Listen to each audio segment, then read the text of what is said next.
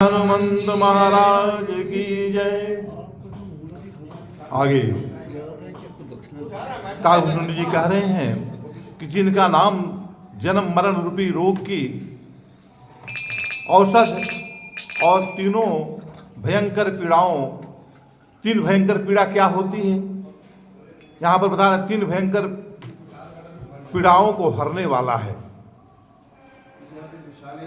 मनुष्य के जीवन में 3 भयंकर पीड़ा होती है, जिसको बोलते हैं कि अधिदैविक, अधिभौतिक और आध्यात्मिक।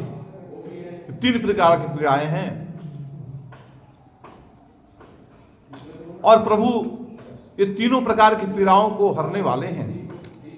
वे कृपालु श्री राम जी मुझ पर और आप पर सदा प्रसन्न रहें, इस तरह का परमात्मा से विनती करते हुए आगे बता रहे हैं। कहते हैं भुसुंडी जी के मंगलमय वचन सुनकर और श्री रामचंद्र जी के चरणों में उनका अतिशय प्रेम देखकर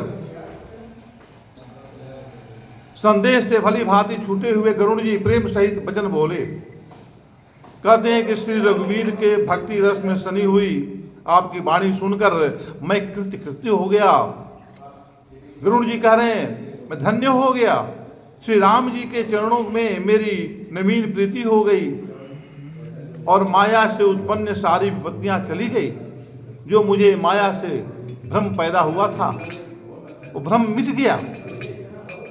मोह रूपी समुद्र में डूबते हुए मेरे लिए आप जहाज की जैसे दृश्य हैं, सदृश हैं। हे नाथ, आपने मुझे बहुत प्रकार से सुख दिए, परम सुखी कर दिया आपने मुझसे इसका प्रत्युपकार ने, उपकार के बलदे उपकार, उसको बोलते हैं प्रत्युपकार। जो एक आदमी उपकार किया उसके बदले आप भी उसका उपकार किए, तो प्रत्युपकार किए। तो कहते हैं आपने मुझे प्रत्युपकार की श्रेणी में ला दिया।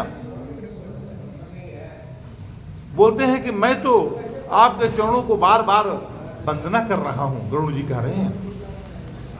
आगे बोल रहे हैं कि आप पूर्ण काम हैं और श्री राम जी के प्रेमी हैं।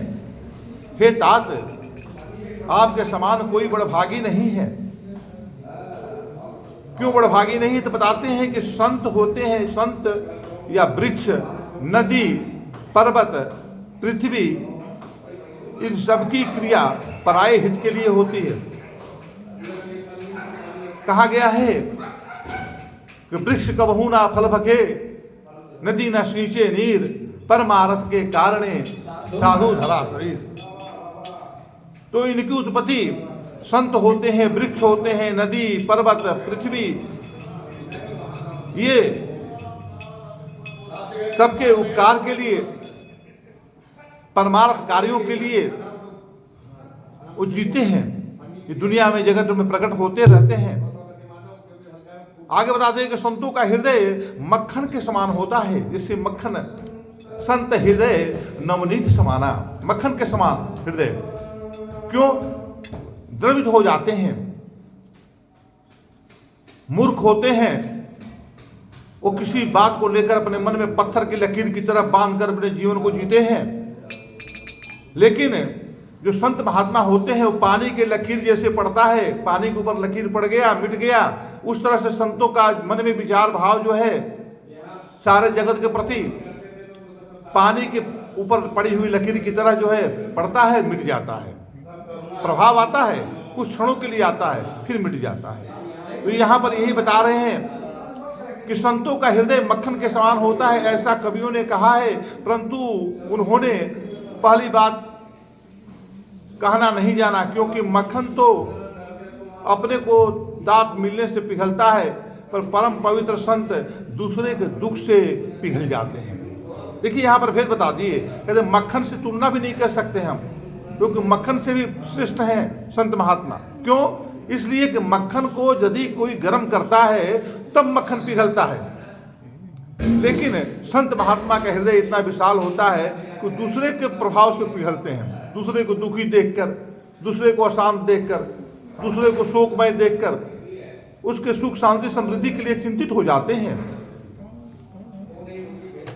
आगे बता रहे हैं कि मेरा जीवन और जन्म सफल हो गया, आपकी कृपा से सब संदेह चला गया, मुझे सदा आपका दास ही जानिएगा। आगे